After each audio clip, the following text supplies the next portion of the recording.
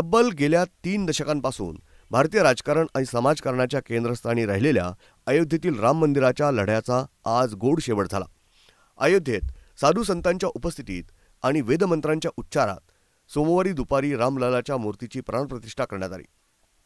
पंतप्रधान नरेंद्र मोदी यांच्या हस्ते प्राणप्रतिष्ठेचा सोहळा संपन्न झाला. त्यानंतर देशभरात रामभक्त आणि सामान्य जनतेमध्ये आनंद आणि उत्साहाची भावना पाहायला मिळाली. या पार्श्वभूमीवर मनसे प्रमुख राज ठाकरे यांनी सोशल मीडियावरून आपल्या भावना व्यक्त केल्या.